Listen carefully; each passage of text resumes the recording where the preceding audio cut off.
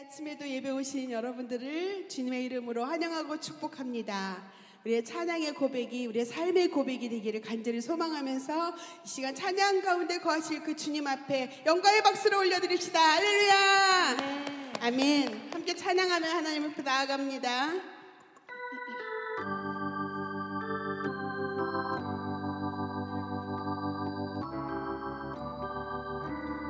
나의 생명 되신 주님 앞에 나갑니다. 주의 흘린 보혈로 정케 하사 받아 주소서. 날마다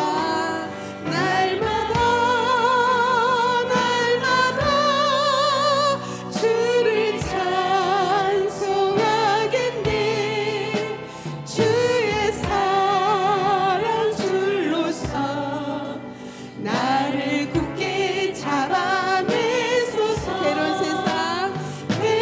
세상 지날 때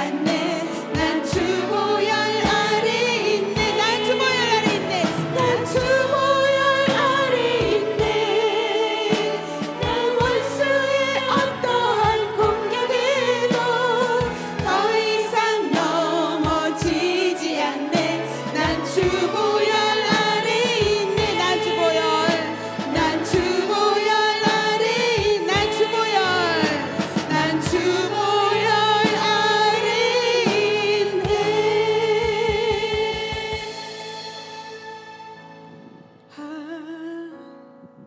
하나님은 우리의 피난처가 되시며 환난 중에 우리의 힘과 도움이 하나님은 우리의 하나님은 우리의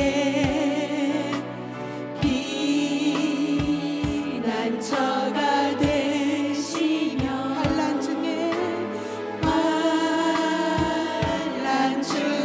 우리의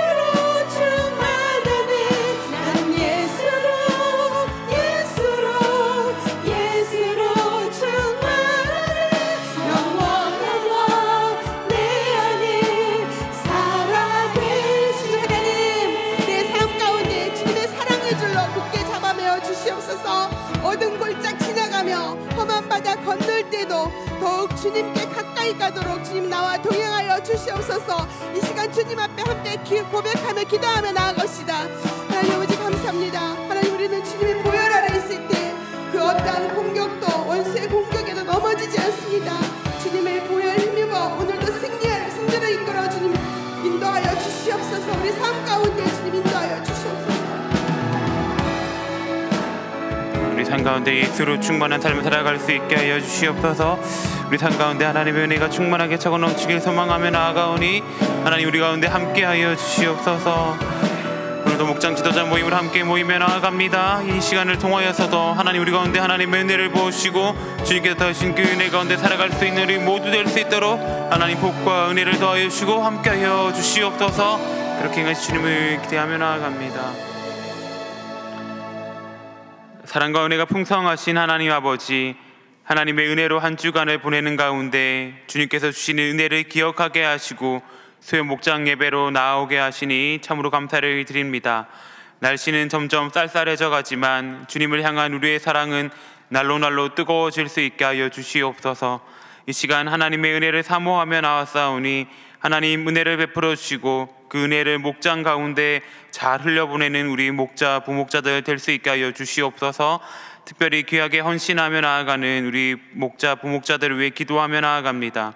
1년의 시간 동안 또 지난 시간 동안 귀하게 헌신하며 나아가는 분들 가운데 하나님의 놀라운 은혜를 더하여 주시고 그 은혜 가운데 거하는 삶을 살아갈 수 있게 하여 주시옵소서. 오늘도 베풀어 주실 은혜에 감사하며 이 모든 것 우리 주 예수 그리스도 이름으로 기도드립니다. 아멘. 오늘 우리에게 주시는 하나님의 말씀은 여호수아 10장 15절의 말씀입니다. 다 함께 일어나셔서 하나님의 말씀을 경청하겠습니다. 여호수아가 온 이스라엘과 더불어 길갈 진영으로 돌아왔더라. 이것은 하나님의 말씀입니다. 아멘. 담임 목사님의 설교 영상을 통해 다시금 은혜를 누리도록 하겠습니다. 여호수아서의 시작은 여호와의 종 모세가 죽은 후에라고 그렇게 시작이 됩니다. 사실 광야에서 가나안을 앞두고 광야 40년을 살아오면서 모세가 없는 이스라엘 백성은 생각할 수가 없었습니다. 그런데 막상 가나안 입성을 앞두고 모세가 죽었다는 것은 이스라엘 백성들 속에 한 사람의 죽음이 아니었습니다.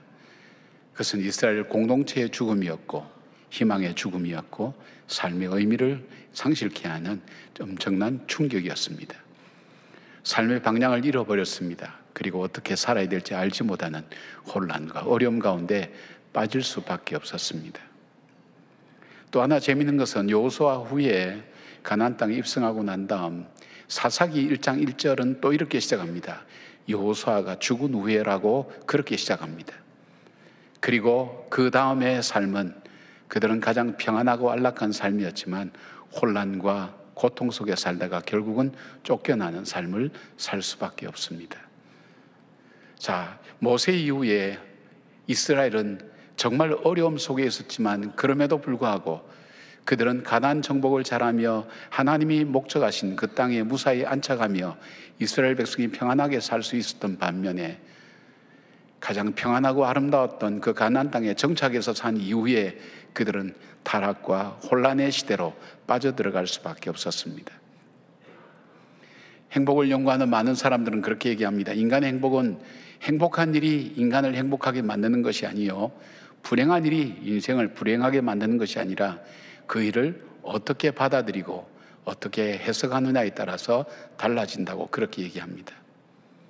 그렇다면 오늘 하나님의 백성을 하나님의 백성 되게 하고 그리고 하나님이 원하시는 그 목적지까지 인도하였던 여호수아는 어떻게 해서 바로 이 귀중한 사명을 감당할 수 있었겠습니까? 오늘 우리가 사는 세상은 혹 모세가 죽은 후에라고 시작되는 그런 인생의 환경 속에 처해 있는 그런 삶은 아닌지 모르겠습니다. 내 삶이 의미도 잃어버렸고 삶의 방향도 잃어버렸고 나는 어떻게 살아야 될지 알지 못한다는 마음을 가지고 혹시 이 자리에 와 계신 분이 계십니까? 그 일이 여러분을 불행하게 만드는 것이 아니라 그 일을 내가 어떻게 받아들이고 해석하고 선택하느냐에 따라서 그 일은 오히려 내 인생의 걸림돌이 될 수도 있고 내 인생의 디딤돌이 될 수 있다는 사실을 기억할 때 여호수아가 어떻게 이 어려움을 극복하고 이스라엘 백성들을 잘 인도하였는지를 우리가 살펴보면서 오늘 여러분의 문제들 앞에 낙담하여 주저앉지 않고 다시 일어서서 여호수아처럼 걸어가는 그런 여러분들 되시길 바랍니다. 그럴 수 있었던 첫 번째 이유입니다. 첫 번째 이유는 이 여호수아는 인생의 기준을 하나님의 말씀에 두었습니다. 여호수아 1장 7절에 보니까 오직 강하고 극히 담대하여 나의 종 모세가 내게 명령한 그 율법을 다 지켜 행하고 우로나 좌로나 치우치지 말라. 그리하면 어디로 가든지 형통하리니라고 하나님께서 말씀하십니다. 사실 여호수아는 모세의 죽음 이후에 바로 그 자신이 굉장히 좌절감에 빠져 있었습니다. 모세의 후계자로 지명되었지만 그 모세와 자기를 비교할 때 비교가 되지 않았습니다. 모세의 보좌관이었다고 그렇게 얘기를 하거든요. 그 능력의 사람 모세, 하나님이 함께 하셨던 그 모세, 기적을 일으켰던 사람 그 모세와 비교할 때 자기는 아무것도 아니라는 존재. 그런데 자기가 해야 될 일들은 더 크고 놀라운 일들이 남아 있습니다. 철기 문명을 가지고 강한 군대로 무장되어 있는 저 가나안 족속들을 어떻게 그들과 전쟁에서 물리칠 수 있단 말인가. 무엇보다도 40년 전에 돌아섰던 요단강 앞에 서서 더 이상 나갈 수 있을지 없을지 모르는 그 불투명한 그 현실 앞에 어떻게 나는 살아갈 것인가 하는 그 속에 그는 두려움에 눌려 있었습니다. 그리고 자기와 함께하는 그 백성들은 자기의 힘이 된 백성들이 아니었습니다. 40년간 그들이 보여준 것을 단 두 단어로 요약한다면 불평과 원망으로 그들은 함께 모세와 더불어 살아왔던 것을 보게 되었습니다. 여러분, 고달픈 인생길을 걸어가는데 가장 힘든 사람이 누군지 아십니까? 불평하는 사람, 원망하는 사람과 함께 살아간다는 것은 그것 자체가 얼마나 힘들고 어려운가 하는 것을 겪어본 분들은 다 아실 겁니다. 더 이상 아무런 용기를 내어서 아무런 희망을 찾지 못하고 어떻게 해야 될지 알지 못할 때 그에게 찾아온 것은 하나님이었습니다. 그리고 그 하나님 말씀이 방금 읽어드린 말씀대로 우로나 좌로나 치우치지 말고 내가 모세에게 명령했던 그 하나님 말씀을 너희가 다 지켜 행할 때에 너가 어디로 가든지 형통하리라는 하나님 말씀을 주게 됩니다. 여호수아가 일어났던 단 하나의 이유가 있다면 바로 이 하나님의 말씀을 듣고 그는 일어나서 요단강을 건너고 가나안 땅을 향해 걸어갈 수 있었습니다. 바로 하나님의 이 말씀은 그에게 생명이 되었고 기준이 되었고 그에게 희망이 되었던 하나님의 말씀이었습니다. 그러나 여호수아에게 또 하나의 고민이 있었습니다. 그것은 뭐냐면 여리고성을 점령하고 아이성을 점령할 때 그는 패배했습니다. 전혀 상대가 안 될 것 같은 작은 성 아이성에 패배하면서 그는 깊은 시리에 빠져서 그는 옷을 찢고 죄를 뒤집어 쓰고 하나님 앞에 엎드립니다. 하나님, 어떻게 여리고는 무너뜨리게 하셨으면서 이 작은 성 아이성 앞에 우리는 패배하게 하셨습니까? 만약에 우리가 패배한 것을 이 사람들이 안다면 우리를 얼마나 무시하고 달려들겠습니까? 우리를 어떻게 하시겠습니까? 하나님께 울부짖으며 그 문제를 하나님께 간구합니다. 그때 하나님께서 너희 가운데 죄가 있다고 그렇게 말씀합니다. 그래서 제비뽑기를 시작합니다. 그 제비뽑기 할 때에 결국 아간이라는 사람이 잡히게 되었습니다. 아간이라는 사람은 무슨 죄를 지었느냐? 하나님께서 여리고성을 점령할 때에 모든 물건들은 여호와의 전에 드리고 그리고 생물들은 다 죽이라 할 때 바로 그 중에서 물건을 그는 자기 장막에 감추었습니다. 외투한 벌 그리고 은과 금이었습니다. 여호수아가 생각할 때 어떤 생각을 했겠습니까? 이들이 전쟁 칠 때에 외투라고 하는 것은 군인들에게 있어서 추운 지방에 있어서 그들에게는 필수적인 겁니다. 필요한 것입니다. 필요한 것을 그는 훔쳤습니다. 가져갔습니다. 뿐만 아닙니다. 은과 금은 누구나 탐내는 것입니다. 누구나 갖고 싶어하는 것입니다. 이 여호수아가 생각했던 것은 만약에 하나님의 비전과 하나님의 꿈과 소망이 그 백성들에게서 없다면 그들은 필요를 따라가고 탐욕을 따라서 죄를 지을 수밖에 없는 존재라는 것을 알게 됩니다. 깨닫게 됩니다. 나의 문제만이 아니라 이 백성의 문제라는 것, 매일 전쟁을 치러야 되는 바로 이 백성들에게 매일매일 주어지는 그 희망과 비전이 없다면 그들은 바로 필요를 따라가게 되고 그리고 탐욕을 따라 걸어갈 수밖에 없는 사람이 될 수밖에 없구나 하는 것을 그는 깨달았습니다. 그래서 돌아가는 곳이 길갈입니다. 길갈은 계속해서 언급되고 있습니다. 여호수아가 큰 전쟁을 치르고 난 다음에 길갈로 돌아갑니다. 그러면 왜 길갈로 돌아갔을까요? 길갈에는 요단강에서 건너올 때 그 제사장이 있었던 그 강의 중심부에 있었던 그곳에서 각 지파별로 돌멩이 하나씩 가져다가 갖고 온 것을 바로 이 길갈이라는 곳에 쌓아두었습니다. 그 길갈에 쌓아둔 그 돌멩이는 무엇을 말하고 있을까요? 전쟁을 치르고 돌아왔던 그 병사들이 그 돌멩이를 볼 때 무슨 생각을 하게 되었을까요? 오늘 이겼다고 내일 이긴다는 보장이 없는 이 전쟁, 여호수아가 무려 31명의 왕과 싸워서 승리했으니까 여러분, 매일매일 전쟁이었어요. 한 번 지면 끝나는 거예요. 죽는 거예요. 그들은 살아날 수가 없어요. 오늘 이겼다고 내일 이긴다는 보장이 있을까? 오늘도 전쟁으로 지쳐있는 그들에게 새 힘을 줄 수 있는 것이 뭘까? 그 돌멩이를 볼 때 무슨 생각할까요? 그렇지, 우린 요단강을 건널 수가 없었지. 우리는 연약했지. 모세가 죽고 난 다음에 우리는 우왕좌왕했지. 무엇을 해야 될지 알지 못했지. 그럼에도 불구하고 그 하나님은 언약하신 대로, 약속하신 대로 우리를, 저 요단강을 마르게 하셔서 우리를 건너게 하셨지. 하나님께서 기적으로 그 말씀을 붙들고 올 때에 승리하게 하셨지. 그것을 기억하지 않겠습니까? 그것이 그들의 비전이었습니다. 그들의 희망이었습니다. 말씀 속에는 교훈이 있습니다. 책망이 있습니다. 바르게 하는 것이 있습니다. 의로 살아가게, 유익하게 만들고 선한 일하게 만드는 하나님의 교훈이 있는 이 하나님 말씀, 이 말씀이 그들에게는 소망이 되고 힘이 되었던 것입니다. 바로 이 말씀 위에 나의 인생 기준을 세우고 말씀을 따라 걸어가는 바로 그 백성들, 바로 그들이 그 말씀 속에서 소망을 찾고 생명을 찾고 내일의 비전을 찾는 그 일들이 이 백성들에게 필요하다는 것을 알게 되었습니다. 그래서 길갈로 돌아갑니다. 사랑하는 여러분, 오늘도 우리의 현실은 우리의 끊임없이 좌절과 절망의 소식이 들려오고 있습니다. 하루를 어떻게 살아갈까 오늘도 절망으로 시작하는 분들이 많습니다. 지금도 평균 하루에 34명이나 5명이나 된 사람이 스스로 목숨을 던지고 있습니다. 그들이 왜 생명을 포기할까요? 그들에게는 희망이 없기 때문입니다. 소망이 없습니다. 하루하루가 절망으로 살아가고 희망을 찾아볼 수가 없기 때문입니다. 그것이 그들만의 문제일까요? 오늘 어쩌면 저와 여러분 살아있지만 죽은 것처럼 살아가는 오늘 저와 여러분의 문제가 아닐까요? 우리 속에 하나님의 약속의 말씀을 붙들지 않으면, 나에게 참 소망의 약속의 말씀을 붙들지 않으면, 언약하신 대로 이루어 가시는 하나님께서 오늘 내 삶과 함께 하신다는 그 약속의 말씀을 붙들지 아니하면 우리는 절망과 싸워서 질 수밖에 없습니다. 인생이라는 전쟁터에서 무참히 패배할 수밖에 없는 우리의 현실들, 그럼에도 불구하고 그 말씀을 붙들고 믿음으로 살아낼 때 건널 수 없었던 요단강을 건너게 하셨던 그 하나님이 오늘 나의 하나님이 되신다는 그 확신이야말로 우리로 하여금 이 어려운 현실을 이겨나가는 힘이 되지 않을까요? 자기의 하나님 말씀 속에 자기 인생의 기준을 두는 사람, 오늘도 그 말씀 붙들고 현실을 보지 않고 나 자신을 보지 않고 환경을 보지 않고 그 말씀을 붙들고 믿음으로 살아가는 그 사람들을 통해서 요단강물은 갈라지고 맨 땅을 걸으며 하나님의 놀라운 역사를 체험하며 살아갈 수 있는 것, 그것이 저와 여러분이 걸어온 길이었고 앞으로 걸어가야 할 길이 아닙니까? 그 말씀 속에 소망이 있습니다. 그 말씀 붙드시기를 바랍니다. 여호수아가 붙들었던 그 말씀, 이스라엘 백성이 붙들었던 그 말씀, 그 언약의 말씀을 붙들고 승리하며 걸어가는 여러분들 되시기를 바랍니다.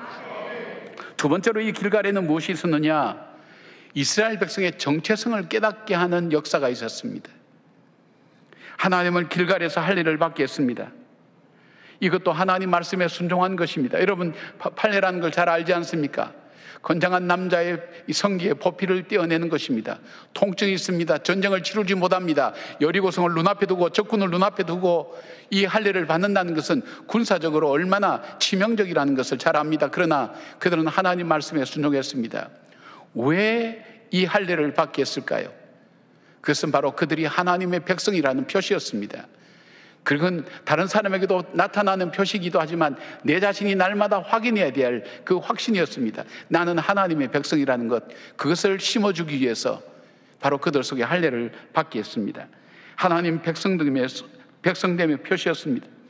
내가 전쟁을 친다고 해서 군인이 아닙니다. 군인 이전에 기억해야 될 것이 있다면 나는 하나님의 백성이라는 것, 하나님의 자녀라는 것, 그것을 기억하고 살으라는 것입니다. 그런데 문제는 이 정체성 속에서 삶의 기준이 나옵니다. 이 정체성 속에서 삶의 목표가 나옵니다. 이 정체성 속에서 사람은 살아갈 삶의 방법이 나오게 되어 있습니다. 강한 이스라엘 군대의 비밀이라는 그 책의 저자인 노석조 기자는 지금 이스라엘과 하마스와의 전쟁에서 이스라엘 군대가 저렇게 강력한 이유가 있다는 것입니다. 그들은 바로 그들의 정체성에서 나오는 것입니다. 그들의 정체성은 삼겹줄이 되어 있다는 것입니다. 세속적인 그들의 정체성 속에 그들은 이스라엘 국가의 군인이라는 것, 국가의 군대라는 그 정체성, 둘째는 저들의 종교에서 나오는 유대인이라는 그 정체성, 그리고 또 하나 있다면 그들은 함께 홀로코스트, 박해와 죽음 600만 명이 되는 이 유대인이 죽었다는, 함께 그 고난을 겪었다는 역사적 공동체라는 바로 그 정체성에서 나오는 힘이, 바로 또다시 나라를 빼앗길 수 없다는 절박함이 그들에게 강력한 무기가 되고 있다는 것입니다. 이 정체성에서 힘이 있다고 그렇게 이야기를 합니다. 역사에 있는 알렌 크라이더 박사는 초대교회의 길을 묻다라는 책에서 그렇게 얘기합니다. 초대교회가 그 많은 박해 가운데서도 부흥할 수 있었던 이유가 무엇일까? 그것은 바로 이 초대교회 교인들의 정체성에서 나오는 것이었다고 얘기합니다. 그들의 정체성은 무엇이었습니까? 내가 누구인가? 그들이 생각했던 정체성은 나는 기도하는 사람이다. 그들은 어떤 환경 가운데 좌절하지 않았습니다. 인간적인 방법으로 하지 않았습니다. 그들은 하나님의 말씀, 사랑으로 그들은 그들의 삶을 살았습니다. 왜냐하면 그들은 기도하는 사람이었기 때문입니다. 낙심하지 않았습니다. 하나님께 기도했습니다. 기도하면서 그들은 문제를 풀어갔던 사람이었습니다. 두 번째로 그들은 그리스도인이라는 정체성을 갖고 있었습니다. 그리스도에게 속한 사람, 그리스도의 뜻을 행하는 사람, 그리스도를 닮아가는 사람. 그러기에 그는 세상의 어떤 모델도 취하지 않았습니다. 바로 예수님 따라가는 사람, 바로 예수님의 뜻을 행하는 사람, 그 사람이 바로 나라는 것을 그들은 알고 있었습니다. 그들에게 또 하나 정체성이 있었다면 그리스도 안에서 우리는 한 형제 자매라는 것. 그래 그들은 신분을 초월했습니다. 그리고 빈부격차도 초월했습니다. 남녀관계도 초월했습니다. 그들 속에는 진정한 그리스도인다운 거룩한 입맞춤으로 서로를 격려하고 사랑했습니다. 순교의 제물을 되기 위해서 쇠사랑을 차고 있는 그들을 찾아가기 위해서 감옥을 방문하고 그 죽어가는 그 쇠사슬에 입을 맞추며 그들을 격려했던 바로 그 사랑이었습니다. 나그네를 대접했습니다. 그러나 침상을 더럽히지 않고 정결하게 살면서 그들을 진정한 한 형제 자매로 받아들이기 시작했습니다. 그리고 또 하나의 그들 속에 정체성이 있었다면 우리는 절대 소망을 가지고 있다는 것, 우리에겐 천국의 소망을 갖고 있다는 것, 그것을 가지고 살았습니다. 차자의 밥이 될 때에도 그들은 절망을 이야기하지 않았습니다. 좌절하며 절망하며 슬퍼하지 않았습니다. 그들 속에는 참 소망이 있었기 때문입니다. 이 정체성이 예수를 믿지 않는 그 사람들에게 매력으로 다가왔습니다. 저들은 우리에게 없는 어떤 것을 가지고 있다는 것, 우리는 다 가지고 있는 것 같지만 정작 있어야 될 가장 소중한 삶의 의미가, 삶의 목표가 우리들 속에는 없다는 것. 그러나 저들은 그것을 갖고 있다는 것, 그 매력을 갖게 되었습니다. 그리고 서서히 크리스찬 아내의 그 삶에 대해서 경외감을 갖기 시작했습니다. 그리스도인에 대해서 살피기 시작했습니다. 그리고 그들은 서서히 그리스도인이 되며 교회 앞으로 다가오는 사람이 된 것을 보게 됩니다. 정체성은 자기가 누구인지를 아는 것입니다.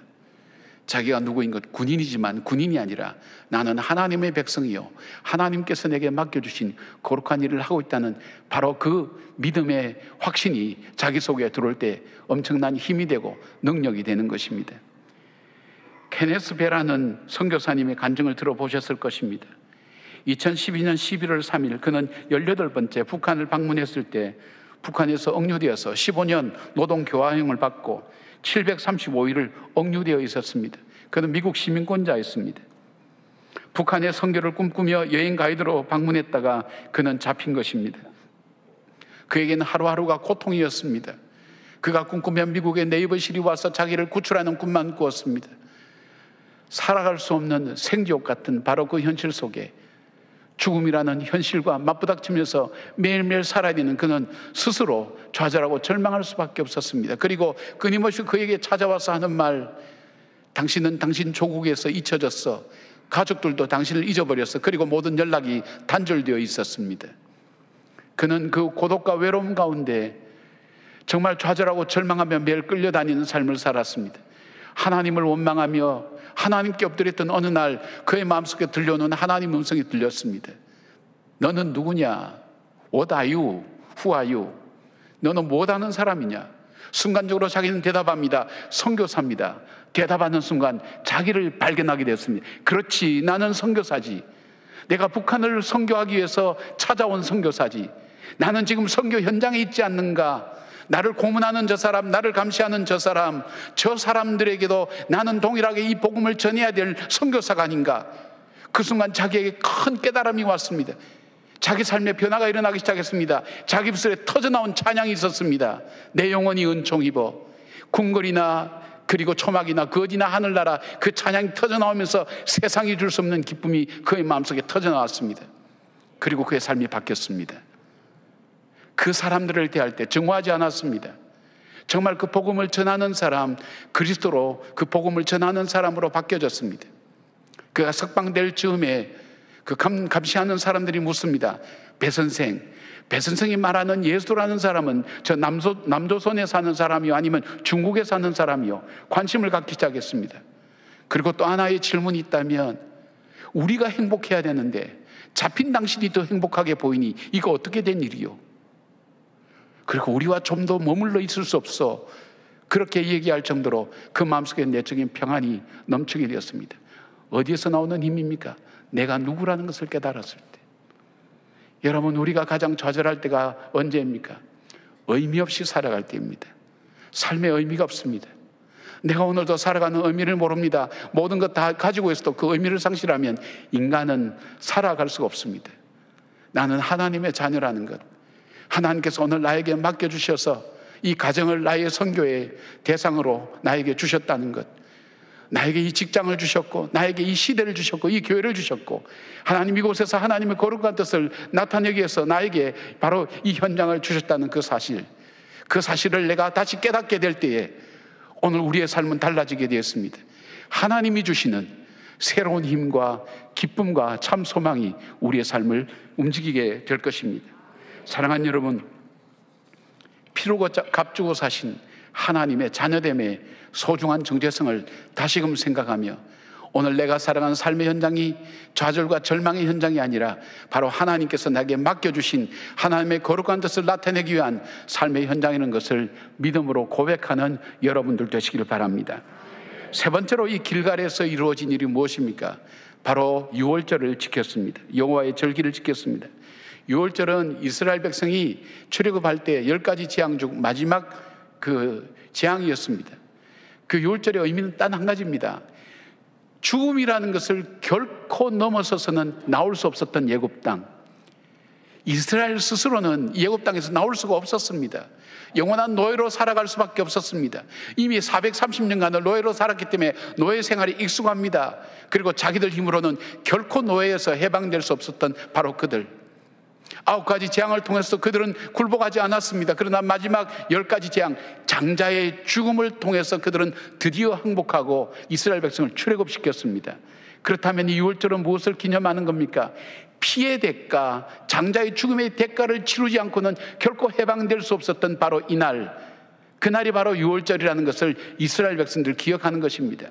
오늘 내가 이 자리에 서 있는 것은, 내가 오늘도 살아가는 그 삶의 이유가 있다는 것은 바로 하나님께서 내 스스로 나올 수 없었던, 해방될 수 없던 나를 구원하여 주셔서 바로 이 자리에 오늘 여기까지 오게 되었다는 사실, 바로 이 사실을, 이 유월절을 지킬 때 어떤 생각이 찾아옵니까? 제일 먼저 찾아오는 생각이 있다면 죄인의식입니다.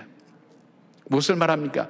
나의 힘으로는 아무것도 할 수 없는 존재였다는 거룩한 좌절과 절망이 우리 마음속에 먼저 찾아옵니다. 맞아, 나는 430년간 죄수로 살았고 노예로 살았고, 그리고 내 힘으로는 애굽에서 해방될 수가 없었어. 그러나 장자를 죽임으로 핏값을 치르고 나는 구속되었다는 사실.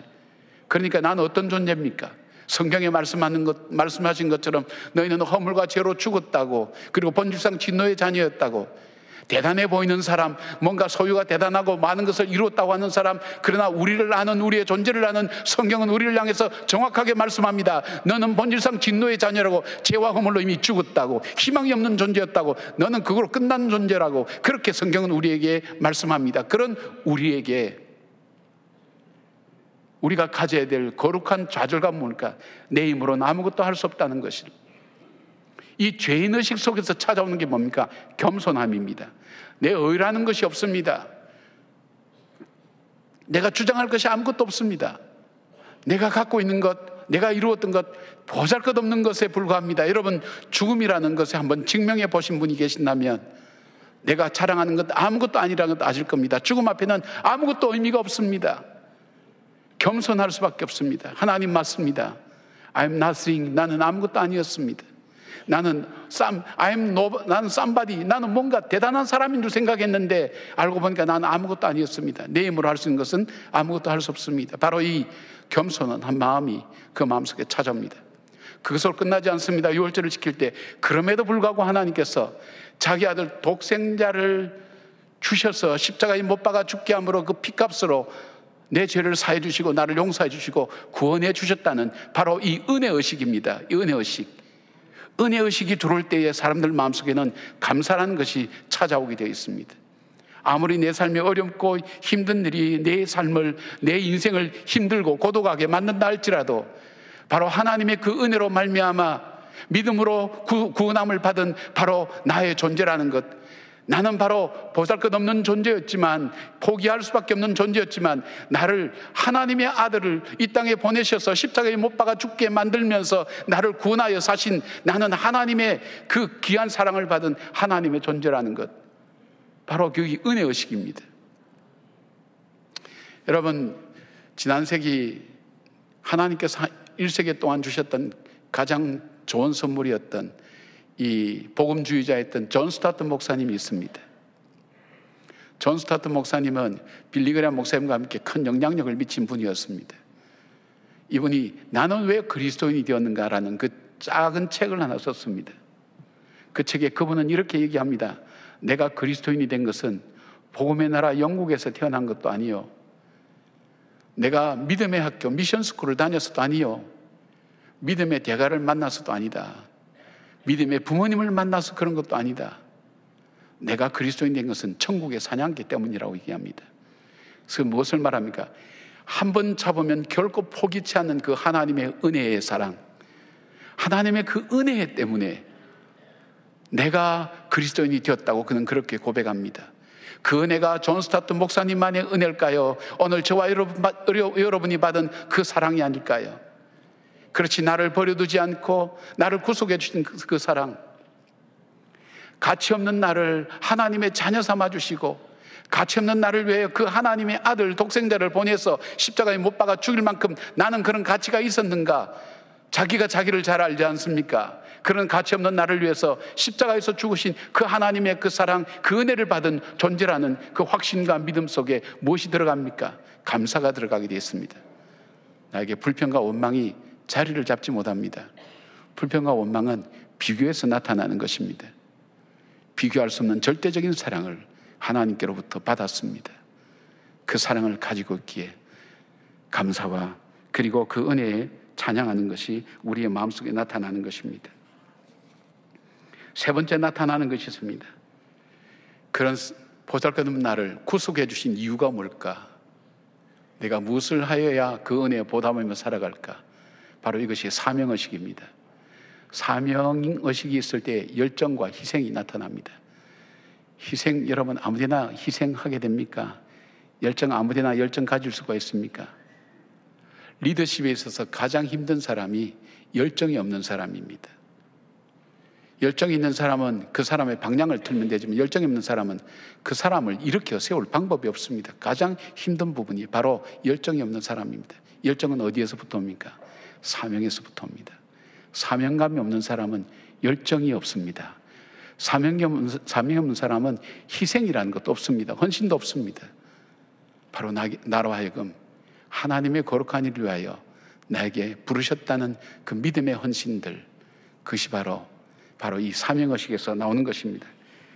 한국화학연구소에 있으면서 하나님의 이 은혜를 받고 자기가 좋은 직장을 그만두고 연변과기대에 선교사로 파송받은 이규환 교수님이 있습니다.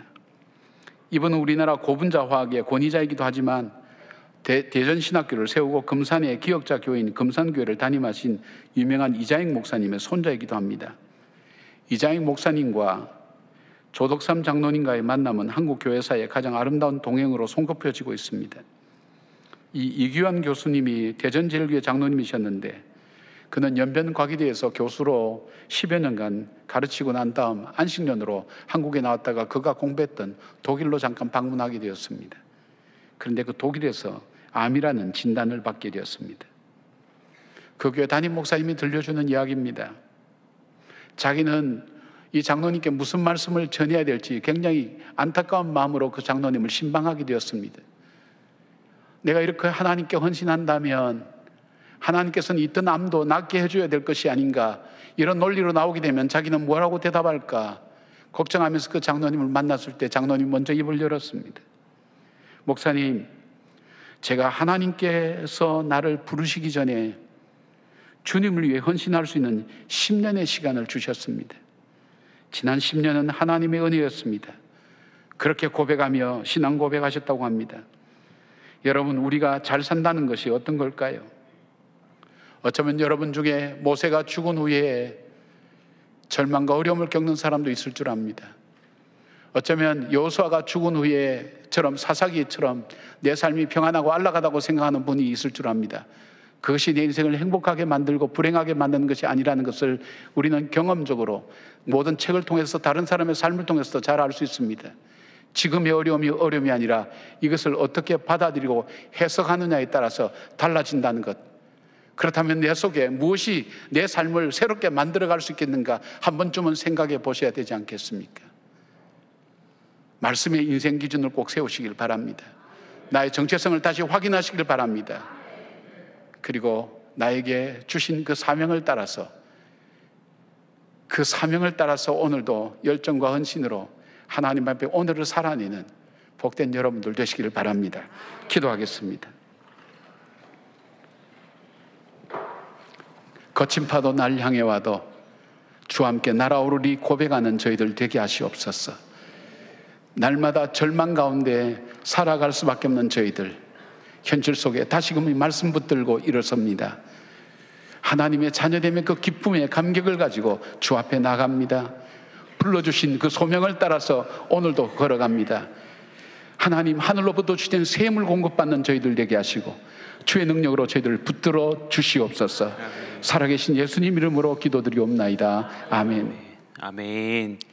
네, 이 시간 앞뒤 좌우에 계신 분들과 함께 평화의 인사를 나누길 소망합니다. 주님의 평강을 기원합니다. 주님의 평강을 기원합니다. 주님의 평강을 기원합니다. 아멘. 주님께서 주시는 평강이 우리 가운데 넘쳐나길 소망합니다. 아이스 브레이크 먼저 보겠습니다. 이렇게 질문합니다. 길갈과 같이 나의 신앙을 회복하는 장소가 있다면 함께 나누어 봅시다. 지난주에 담임 목사님 말씀 제목은 내 인생의 길갈이었습니다. 길갈은 이제 말씀 가운데도 목사님께서 잘 말씀해 주셨지만 이스라엘 백성들이 하나님께서 약속하신 가나안 땅을 이제 정복해 하기 위하여서 요단강을 건넌 이후에 처음으로 진을 친 장소입니다. 이스라엘 백성들은 요단강을 건널 때 기적적으로 요단 강물이 멈춘 것을 기념하며 이제 각 지파당 돌을 하나씩 메고 와서 길갈에 12개의 돌을 세웠습니다. 그래서 여호수아 4장 7절은 이렇게 기록합니다. 그들에게 이르기를 요단 물이 여호와의 언약궤 앞에서 끊어졌나니 곧 언약궤가 요단을 건널 때에 요단 물이 끊어졌으므로 이 돌들이 이스라엘 자손에게 영원히 기념이 되리라 하라 하니라. 아멘.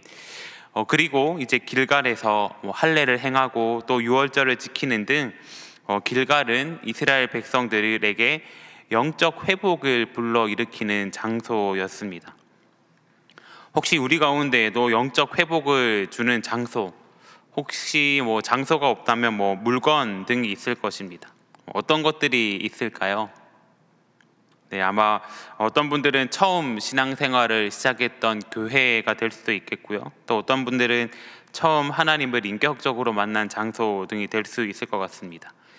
저도 제 유년 시절을 보내었던 모교회를 방문하게 될 때면 알게 모르게 느껴지는 따뜻함과 그 청소년 시절에 뜨겁게 하나님의 이름을 부르짖으며 기도했던 것이 생각나서 저의 영적인 것이 회복되는 것을 종종 느끼곤 합니다. 성도님들께서도 이런 장소가 한 군데씩은 있을 것 같습니다. 그 장소를 소개하며 또 그 장소에서 어떤 신앙의 추억이 있는지, 또 그 장소 가운데에서 하나님께서 어떤 회복을 주셨는지 나누는 것으로 아이스 브레이킹을 시작하면 좋을 것 같습니다. 이제 나눔지를 한번 살펴보도록 하겠습니다. 이번 주 말씀은 여호수아서 말씀이었습니다. 여호수아서 말씀은 여호와의 종 모세가 죽은 후에로 시작합니다. 40년간 이스라엘 백성을 인도한 모세의 죽음은 모세 한 사람의 죽음이 아니라 곧 이스라엘의 죽음, 이스라엘 희망의 죽음이었을 것입니다. 이렇게 힘들고 어려운 상황 가운데에서 여호수아는 하나님의 백성들을 가나안까지 잘 인도하여 내었습니다. 그리고 그 가운데 절망에 빠져있던 이스라엘 백성 가운데 하나님께서 주시는 소망을 불어넣으면서 하나님께서 원하시는 그 공동체를 세워나갔습니다. 어떻게 이런 일이 가능할 수 있었을까요? 하면서 질문을 시작했으면 좋겠고, 첫 번째 질문 보겠습니다. 하나님의 말씀에 우리의 인생 기준이 있습니다. 하나님의 말씀을 기준 삼을 때 절망과 고통의 상황도 극복할 수 있습니다. 절망과 고통의 상황 가운데에서 말씀을 의지하여 일어났던 경험이 있다면 함께 나누어 봅시다. 여호수아는 모세의 죽음 이후에 큰 두려움 속에 쌓여 있었을 것입니다. 이스라엘 백성들은 광야 40년 세월 동안 불평과 원망으로 살았던 사람들이었습니다. 또한 자기가 감당해야 될 앞으로의 일이 너무나도 크고 어려웠습니다. 그러나 여호수아는 이런 어려운 상황에 집중한 것이 아니라 하나님의 말씀을 의지하였습니다. 여호수아 1장 7절은 이렇게 기록합니다. 오직 강하고 극히 담대하여 나의 종 모세가 내게 명령한 그 율법을 다 지켜 행하고 우로나 좌로나 치우치지 말라. 그리하면 어디로 가든지 형통하리니. 아멘. 여호수아는 하나님께서 언약하신 대로 이루시겠다는 약속의 말씀을 붙들었습니다. 그래서 전쟁을 치른 이후에 길갈로 돌아왔습니다. 길갈에는 앞서 말씀드린 것과 같이 하나님께서 약속대로 이루신다는 증거가 있는 곳이기 때문입니다. 길갈로 돌아와 요단강을 건너며 세웠던 이 돌멩이들을 보면서 하나님의 말씀을 기준으로 삼는 것을 다시금 생각하게 되는 것이었습니다.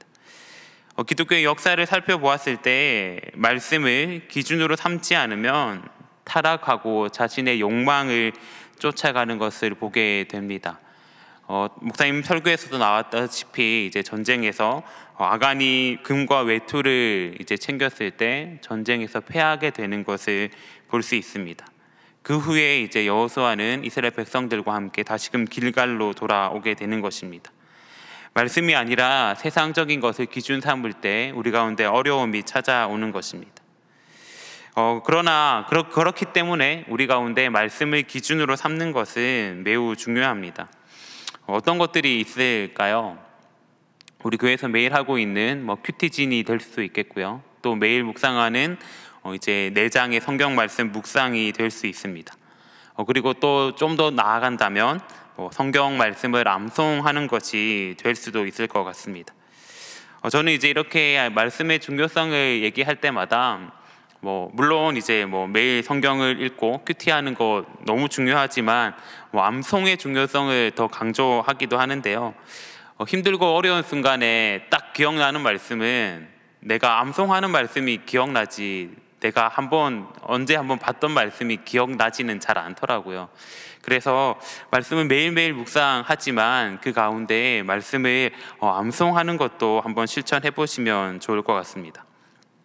이렇게 말씀을 묵상하고 말씀을 가까이 하다 보면은 우리 가운데 힘들고 어려운 일이 찾아올 때에 말씀을 의지해서 그 힘들고 어려운 일을 극복할 수 있을 것입니다. 아마 성도님들께서도 오랜 신앙의 연수를 보내는 가운데 그런 경험들이 한 가지씩은 다 있을 것 같습니다. 이 경험들을 이제 목장 식구들과 함께 나누시면서 말씀을 가까이 하는 삶을 살아가실 수 있기를 간절히 소망합니다. 두 번째 한번 살펴보겠습니다. 우리 모두에게는 각자가 가진 정체성이 있습니다. 바른 정체성을 가진 사람은 바른 삶을 살 수 있습니다. 하나님의 자녀라는 정체성을 가진 사람은 세상의 것을 의지하지 않고 하나님만 의지하며 어떤 절망의 순간에도 하나님께 의지하고 기도할 수 있습니다. 다 함께 나는 하나님의 자녀입니다 라고 선포해 봅시다 라고 적어두었습니다. 하나님께서는 이스라엘 백성들이 길갈에서 할례를 행하도록 말씀하셨습니다. 여호수아서 5장에는 이렇게 기록합니다. 그때에 여호와께서 여호수아에게 이르시되 너는 부싯돌로 칼을 만들어 이스라엘 자손들에게 다시 할례를 행하라 하시매. 전쟁을 앞둔 상황에서 휴식을 취하고 정비를 해야 하는 것이 어떻게 보면 상식이라고 할 수 있습니다. 그런데 그 시간에 남성 생식기에 표피를 자르는 이 할례는 치명적인 행동 중 하나일 것입니다. 출애굽을 하는 기간 그 40년 동안에도 할례를 행하는 것을 잠시 멈췄기 때문에 제가 만약 여호수아였다면 하나님 40년 동안 행하지 않았던 것인데 잠시만 전쟁을 마치고 해도 될까요? 라고 할 것만 같습니다. 그럼에도 불구하고 여호수아는 하나님의 말씀에 순종하여서 할례를 행하였습니다. 왜냐하면 이 할례가 단순하게 표피를 자르는 그런 행위가 아니라 하나님의 자녀됨의 표시를 나타내는 것이었기 때문입니다. 그리고 이 표피를 자른 것을 아마 이스라엘 백성들 남자들은 화장실을 가거나 날마다 확인했을 것입니다. 그때마다 생각했겠죠. 나는 하나님의 백성이구나, 나는 하나님의 자녀이구나, 이렇게 생각하면서 자신의 정체성을 다시금 생각했을 것 같습니다. 역사학자인 알렌 크라이더 박사의 초대교회의 길을 묻다라는 책에서도 초대교회가 모진 박해 가운데에서도 부흥할 수 있었던 이유로 초대교회 교인들이 가지고 있었던 정체성이 있기 때문이다 라고 얘기하고 있습니다.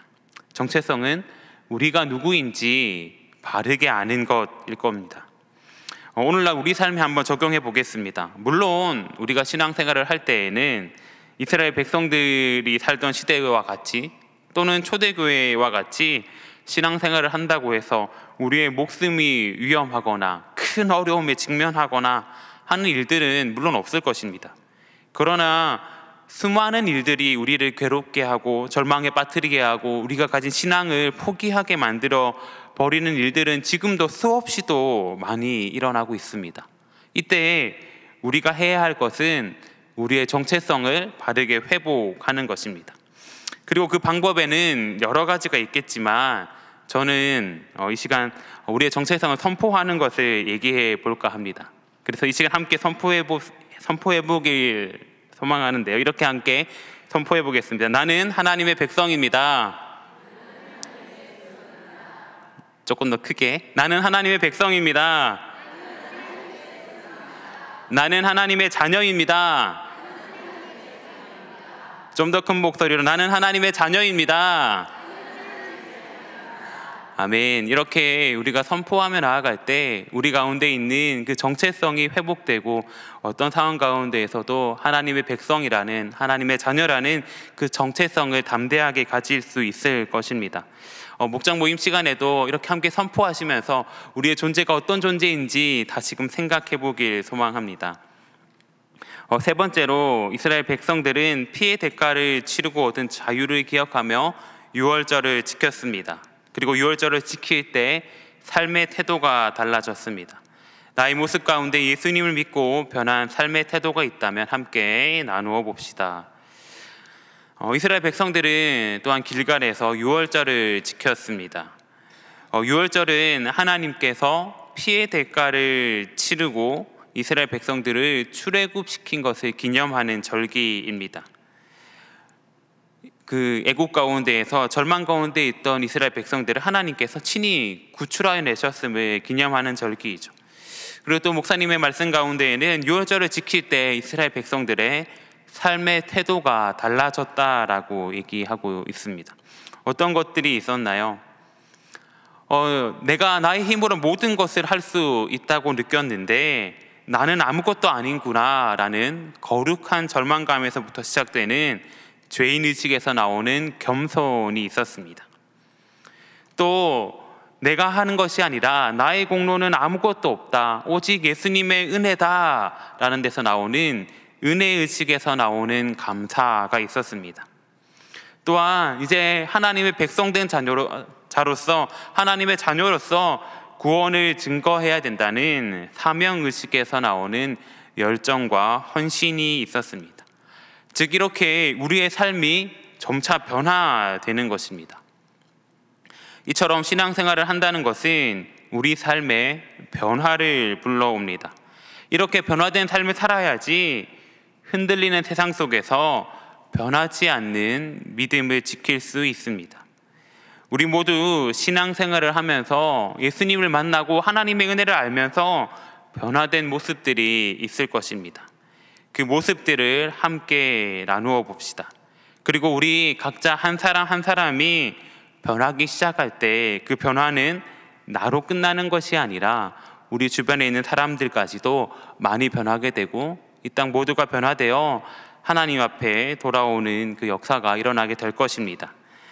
이 변화에 대한 짧은 시 한 편을 제가 소개해드리고 마무리하고자 합니다. 조동화 시인의 나 하나 꽃 피어라는 시입니다. 나 하나 꽃 피어 풀밭이 달라지겠냐고 말하지 말아라. 내가 꽃 피고 나도 꽃 피면 결국 다른 방식으로 풀밭이 온통 꽃밭이 되는 것 아니겠느냐. 나 하나 물들어 산이 달라지겠냐고도 말하지 말아라. 내가 물들고 너도 물들면 결국 온 산이 활활 타오르는 것 아니겠느냐. 우리가 이처럼 우리 한 명이 한 명이 변화될 때 그 변화를 통하여서 우리 주변에 있는 많은 사람들 그리고 이 땅의 열방들이 변화되어 주님께 돌아오는 일들이 일어날 것입니다. 이 시간 한계석 목사님 나오셔서 교회 생활 전해 주시겠습니다.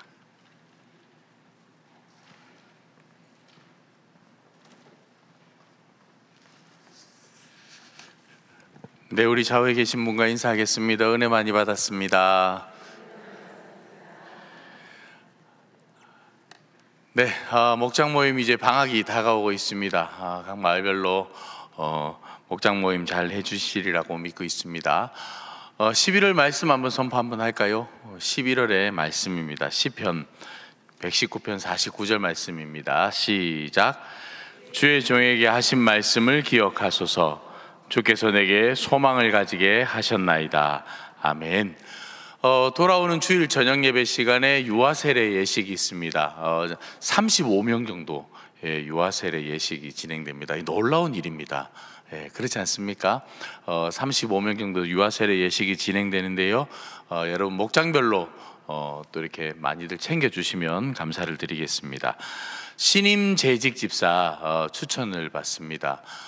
우리 교회 등록한 지 3년이 지나셔야 됩니다. 3년이 지나시고, 왜냐하면 등록하신 지 3년 이내 분들은 저희가 알 수가 없습니다. 혹시 또 다른 곳에서 신앙생활 하다가 또 이단인 곳에서 신앙생활 하다가 우리 교회에 와서 열심을 내시는 분들이 있거든요.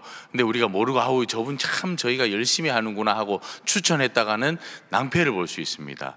그러니까 3년 이상이 지나야 됩니다. 그러니까 여러분 목장 식구들 가운데 유심히 지켜보시고, 이분은 신임 재직으로 서리 집사로 임명하면 참 좋겠다 하시는 분들이 계시면 마을 목사님께 꼭 말씀해 주시기 바랍니다.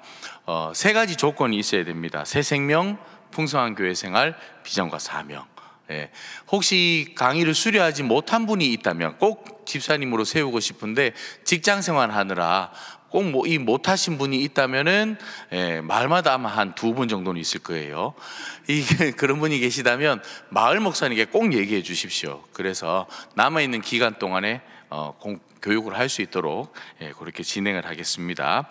12월 17일에는 우리 은퇴식과 명예권사 추대 예식이 있습니다. 물론 원로 장로 추대식도 있습니다.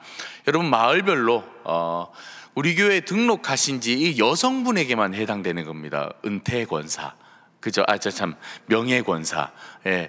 우리 마을에 우리 교회에 등록하신 지 10년이 이상 돼야 됩니다. 10년 이상 되신 집사님들 가운데 은퇴하셔서 권사 직분을 받을 기회가 없는 분들 있지 않습니까? 그런 분들에게 드리는 직분입니다. 그러니까 여러분 마을 목사님께 꼭 얘기해 주셔서 명예권사 추대받을 수 있도록 도와주시면 감사를 드리겠습니다.